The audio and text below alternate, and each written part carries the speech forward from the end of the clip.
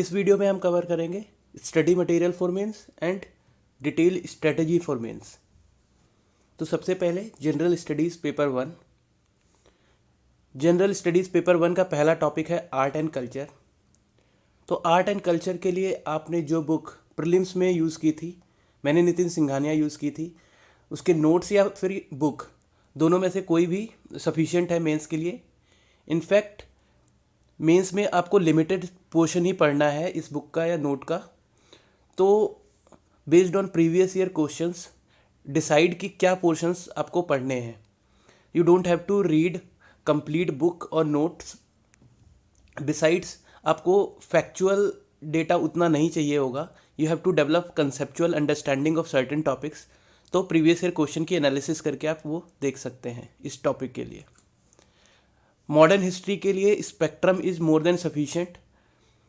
In fact जो आपने prelims में पढ़ा है वो ज़्यादा डिटेल में पढ़ा है। मेंस में आपको सब्जेक्टिव आंसर लिखने हैं, उतने फैक्ट्स और डिटेल्स की ज़रूरत नहीं पड़ेगी आपको। अगेन यहाँ पर कंसेप्चुअल अंडरस्टैंडिंग होनी चाहिए सर्टेन टॉपिक्स की। कौन से पोर्शंस पढ़ने हैं, again you have to refer to previous year questions. So in this way you can complete the modern history. In fact जब आप इनिशियल स्टेज पे हैं आंसर राइटिंग के, तो आप ये एरियाज जो स्टैटिक पोर्शंस के हैं, जो प्रीलिम्स के साथ कॉमन हैं, उनको कवर कीजिए, क्योंकि एक बार प्रीलिम्स होने के बाद ये एरियाज आप नहीं कवर कर पाएंगे, क्योंकि आपके पास इतना ज़्यादा सिलेबस होगा कि जो आपने अभी तक कवर नहीं किया है, और प्रीलिम्स में ऑलरेडी कवर हुआ सिलेबस आप सोचेंगे कि ये तो हमने कर लिया है। So that's why before hand while preparing for prelims आप थोड़ा सा मेंस पर्सपेक्टिव से भी इस पोर्शन को पढ़ें। इसके अलावा पोस्ट इंडिपेंडेंस कंसोलिडेशन वाला पोर्शन ये टॉपिक है। इसके लिए विजन की एक बुकलेट आती है, 20 to 30 पेजेस हैं, कवर कर सकते हैं आप। और एक एनसीईआरटी भी है, अगर एनसीईआरटी पढ़नी है तो प्रीलिम्स के पहले पढ़ लीजिए, नहीं तो विजन की बुकलेट जो है पतली सी, वो पढ़ने से आपका ये टॉपिक कवर हो जाएगा। वर्ल्ड हिस्ट्री के लिए मैंने एनसीईआरटीज़ पढ़ी थी पुरानी वाली, जिनके नाम मैंने यहाँ पे मेंशन किए हैं। हो सकता है कोचिंग के कुछ स्टडी मटेरियल्स हों, शॉर्ट नोट्स हों वर्ल्ड हिस्ट्री के ऊपर, तो आप वो भी यूज़ कर सकते हैं।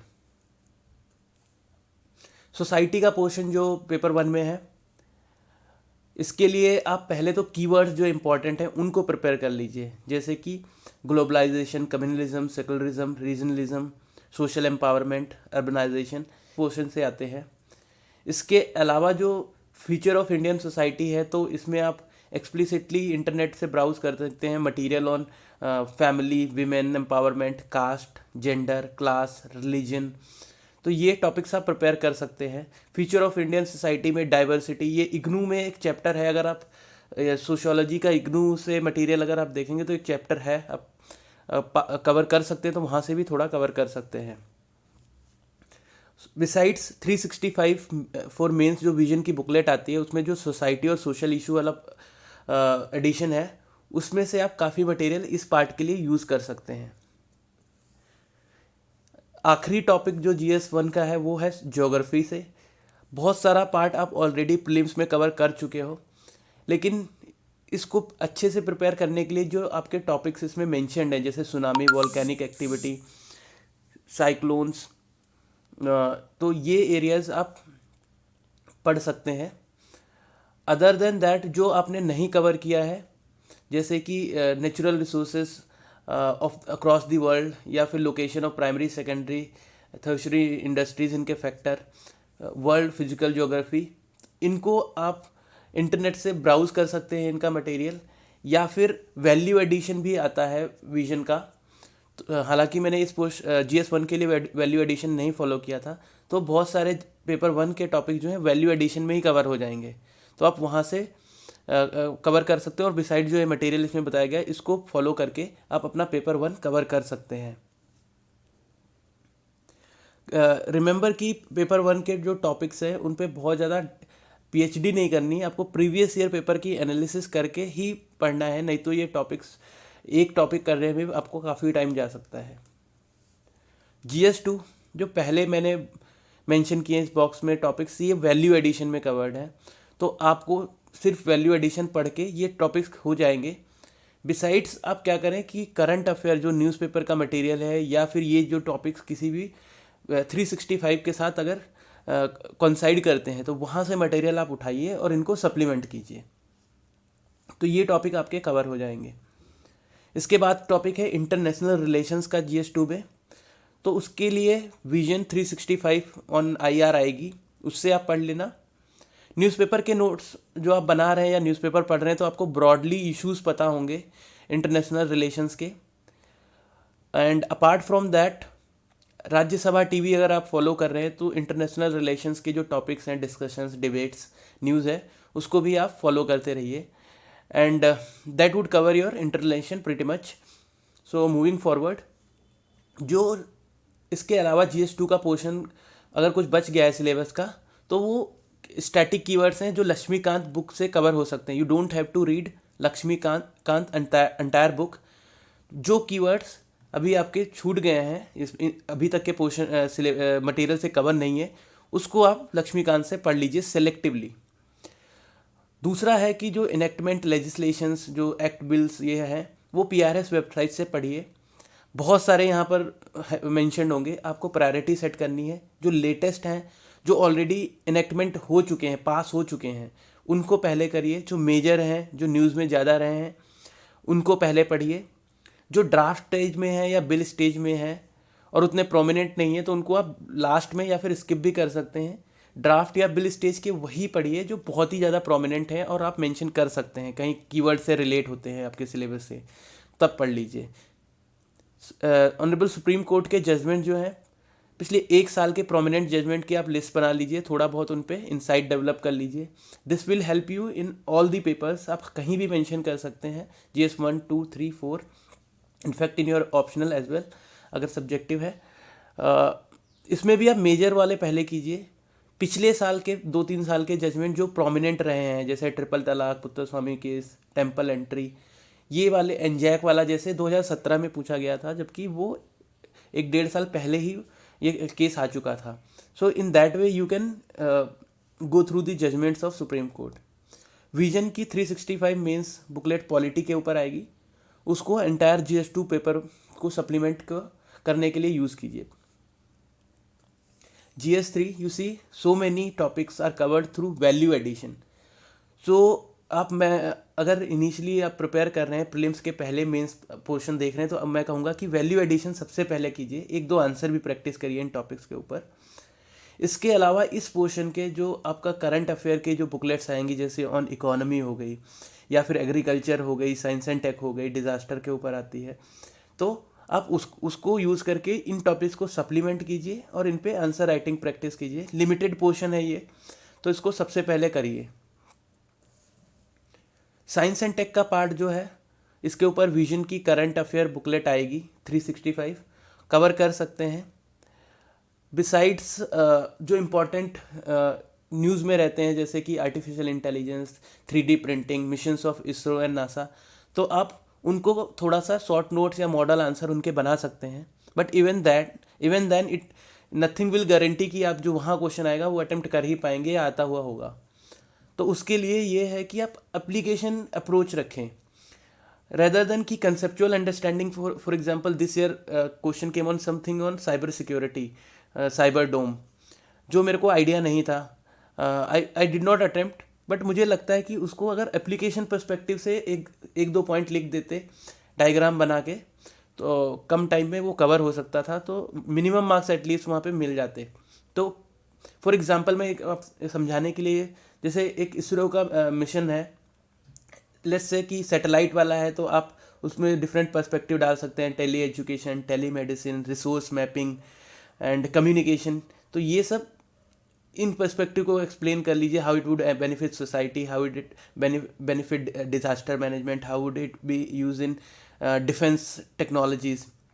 अगर एक्स्ट्रा पैरामिलिट्री अफेयर है, then elaborate on the idea of epistemology, की नॉलेज गेन करने के लिए कैसे अच्छा है, how it help us to understand our own evolution। besides आप इसको डिस्कस करिए, how it would help India to gain prominence on international platforms and in space technologies। तो इस तरीके से आप कोशिश करिए कि जो साइंस एंड टेक के आंसर आते हैं उनको हैंडल करिए अगर नए हैं तो। GS3 का ऑलमोस्ट सारा पोर्शन कवर हो गया है। इसके अलावा आप newspaper notes 365 on economy we have discussed, budget और इकोनॉमिक सर्विसेज सेलेक्टिवली डेटा को एक्सट्रैक्ट करके आपके कीवर्ड्स के हिसाब से, स्कीम्स जो हो गई या फिर जो भी मटेरियल आपको रेलेवेंट लगता है। इकोनॉमिक सर्वे से जैसे कंक्लूजन और इंट्रोडक्शन का लाइंस आप यूज़ कर सकते हैं आपके ऐसे पेपर में। So I think that would cover.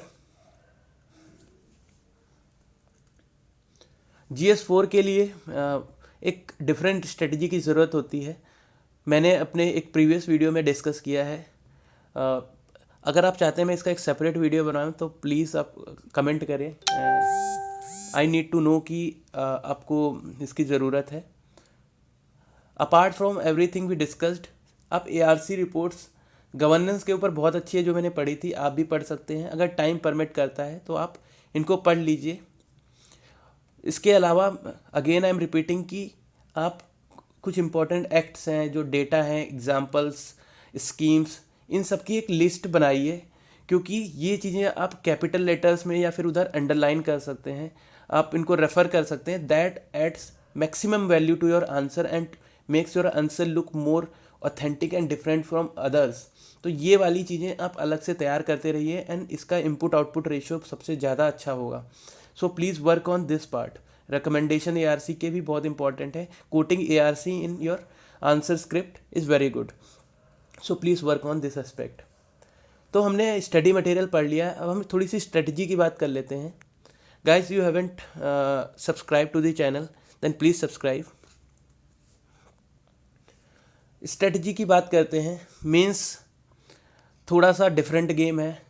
इसमें डिफरेंट इसलिए है क्योंकि अगर आप किसी के पास सिमिलर कंटेंट या सिमिलर मेहनत की है तो इट डज नॉट इंश्योर्स कि आपके रिजल्ट भी सिमिलर होंगे। इनफैक्ट जिसके पास इंफॉर्मेशन है, ज़्यादा नॉलेज है, इवन देन ये गारंटी नहीं है कि उसके ज़्यादा मार्क्स होंगे या उसकी परफॉर्मेंस बेटर होगी। इनफैक्ट अगर आप ज़्यादा नंबर ऑफ आवर्स पढ़ रहे हैं, even that would not guarantee better result. तो there is something different that you have to do. You have to make a proper strategy and that we are going to discuss subsequently. पहले हम देखते हैं कि हमारे पास ऐसा क्या है जो हमें गाइड कर सकता है मेंस के लिए। हमारे पास दो ही सिर्फ मेन टूल्स हैं, एक तो है सिलेबस और दूसरा है प्रीवियस ईयर क्वेश्चंस। इनसे आप इंसाइट ले सकते हैं कि UPSC क्या हमसे चाहता है। और इसके अलावा जो आप समझते हैं, सुनते हैं और कोई आपको बताता है, तो या तो वो उस आदमी का खुद का एक्सपीरियंस है या उसके ओपिनियंस हैं, या हो सकता है ये किसी की मार्केटिंग स्ट्रेटजी भी हो सकती है। सो टू अवॉइड ऑल दिस आप क्या कर सकते हैं, सिलेबस और प्रीवियस ईयर पेपर्स को कॉन्स्टेंटली आप इसको एनालाइज करते रहें ताकि आपकी प्रिपरेशन ट्रैक पे रहे और आप कितनी डेप्थ में जाना है आप इसको ध्यान में रख सकें। अगर हम प्रोसेस की बात करें मेंस का, तो कुछ इस तरीके से होगा कि आप प्रीलिम्स देंगे तो आप एक minimum amount of data, facts, schemes के बारे में आपको इन्फॉर्मेशन आ जाएगी और उसके बाद फिर आप मेंस की तैयारी शुरू करेंगे। 3-4 महीने मिलेंगे और आपके पास बहुत सारा सिलेबस कंप्लीट करने को होगा। तो सबसे पहले तो आप वो पोर्शन करेंगे जो ऑलरेडी आप नहीं कवर किया है, क्योंकि बहुत सारा कॉमन है प्रीलिम्स के साथ। तो जनरली आप वो पोर्शन करेंगे जो कवर नहीं किया है, और यही पोर्शन कवर करने में, ऑप्शनल और ऐसे कवर करने में आपका टाइम मैक्सिमम निकल जाएगा। और जो प्रीलिम्स में आपने ऑलरेडी पढ़ रखा था उसको आप उसी की नॉलेज पे बेस पे आप आंसर लिखना शुरू कर देंगे। और मेंस में जाने से पहले ऑब्वियसली आप काफ़ी सारी आंसर प्रैक्टिस करेंगे। तो ये आपका ब्रॉडली प्रोसेस होगा। हो सकता थोड़ा बहुत डिफरेंट हो, बट ब्रॉडली ऐसे ही आप प्रिपरेशन आपका होगा मेंस का। तो आपके चैलेंजेस कुछ फेस करेंगे, सबके साथ होता है, आपके साथ भी यही होगा कि एक तो चैलेंज, सबसे पहला चैलेंज होगा टाइम मैनेजमेंट, कि मैक्सिमम क्वेश्चंस कैसे अटेम्प्ट कर पाएँ एग्ज़ाम हॉल में या while writing answers even in your test series. तो सबसे पहली पेपर 4 के लिए आप पहले से डेफिनेशंस, हर कीवर्ड के एग्जाम से रिलेटेड एग्जाम्पल्स और थोड़ा बहुत कंटेंट प्री हैंड प्रिपेयर कर लीजिए। मैक्सिमम प्रिपरेशन ये कर लीजिए। इनफैक्ट जो कीवर्ड्स हैं इनकी डेफिनेशंस और relevant facts, data, schemes, recommendations of ARC और व्हाटएवर, इनको आप पहले से ही प्रिपेयर कर लीजिए, तो आपको वहाँ पे ज़्यादा सोचना नहीं पड़ेगा और आप मिनिमम टाइम में मैक्सिमम लिख सकते हैं। अदर देन दैट वहाँ पे 3 से 4 सवाल हमेशा होंगे जो आपको नहीं आते होंगे या बहुत रिमोटली आपको कुछ पता होगा, वेगली।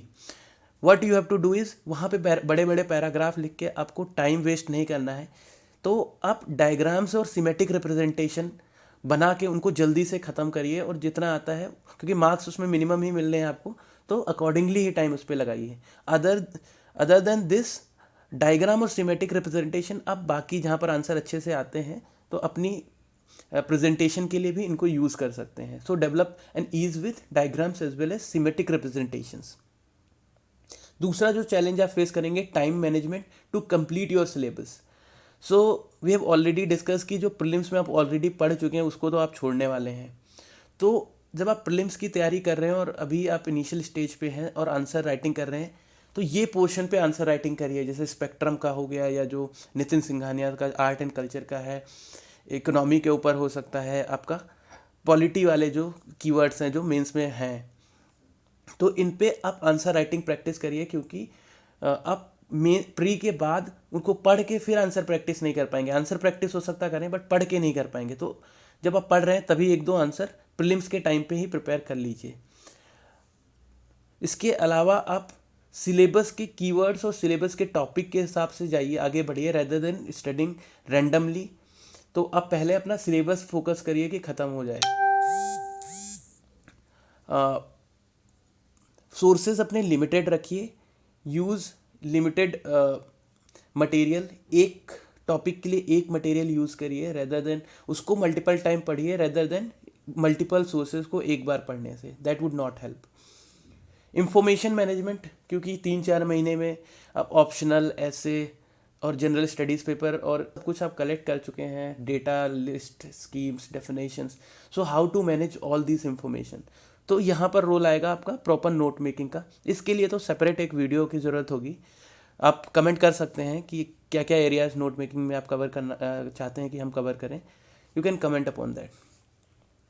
मेंस के लिए you have to go about a smart, which means कि आप कितना पढ़ रहे हैं, कितना एक्यूमुलेट कर रहे हैं information, that is not important. You have to simultaneously learn how to present that information on the paper through diagrams, representations, or where you going to use that. So contemplate on those aspects as well. Previous year paper की analysis करते रहिए, आपने जो information gain की है वहाँ देखिए कि कैसे आप वहाँ पे यूज़ कर सकते थे। ये सब थोड़ा सा आधा 1 घंटा, not if every day, alternate day पे इसमें बैठ के सिर्फ सोचने का काम कीजिए। जो भी आप इंफॉर्मेशन या कंटेंट गैदर कर रहे हैं उसको एक ऑर्गेनाइज वे में गैदर करिए, क्योंकि अगर आप रैंडमली डिफरेंट नोटबुक्स में लिख रहे हैं, अलग अलग अपने डिफिनेशंस हो गई टॉपिक वाइज अलग अलग जगह पे डाल दी, तो इन दी एंड अगर एक साथ आपको डेफिनेशन ही पेपर से जस्ट पहले देखनी हो, it will become very difficult. और लेट्स से डेटा के, फॉर दैट मैटर डेटा हो या एग्जाम्पल हो, तो उसको भी पढ़ना, रिवाइज करना मुश्किल होगा। So you have to make list. So I have said it several times. आप इसकी इम्पोर्टेंस एक बार आप बना लेंगे या फिर अगर स्किप करेंगे, दोनों केस में आप समझ पाएंगे। इसके अलावा मैंने कुछ जो ग्रुप पे एक्टिविटीज़ लोगों का मैंने देखा है कि people when they write something they are in the mood of criticism और डिबेट। इससे टाइम भी वेस्ट होता है and I think it doesn't help क्या करेगा आपके बैलेंस डिस्कशंस। आप किसी भी पॉलिसी, स्कीम्स या फिर जो भी कुछ चल रहा है उसमें मिस्टेक्स पॉइंट आउट करने के बजाय एनालाइज मिस्टेक्स कि कहाँ पे क्या गलत हो रहा है। तो एनालिटिकल माइंड से आप उसको सोचिए and then you come up with the solution and recommendations, how those lacunae can be filled up, how those gaps can be filled up, and what better can be done, rather than ki just pointing out mistakes. So you have to don't write your answers or your arguments like a journalist. You have to like an administrator. So understand the subtle difference between pointing mistakes and analyzing mistakes.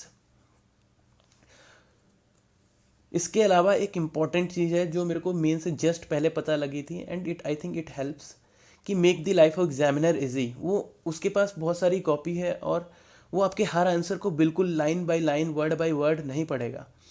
So in fact you even don't want कि examiner आपकी हर चीज़ को equal emphasis के साथ पढ़े, you want certain things कि उसको अच्छे से पढ़े। तो उन चीज़ों को आप कैपिटल लेटर में लिखें जो मोस्ट इंपॉर्टेंट है। जो आपको सेंटेंसेस में कुछ और इम्पॉर्टेंट है, आप चाहते हैं कि पढ़े नज़र जाए उसकी, तो उसको आप अंडरलाइन कीजिए। कीवर्ड्स हो गए, टेक्निकल टर्म्स हो गए, उनको कैपिटल लेटर्स में लिखिए।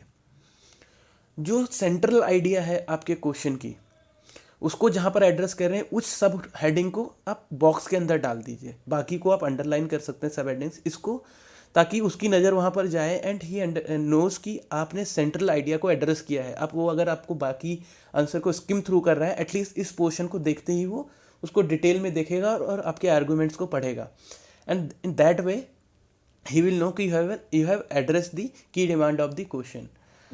So these were some of the ideas that I wanted to discuss with you. हमने मटेरियल भी डिस्कस कर लिया है. Hope you like this video. You can comment in the video कि आपको क्या अच्छा नहीं लगा या फिर क्या अच्छा लगा. Thank you. Thanks for watching.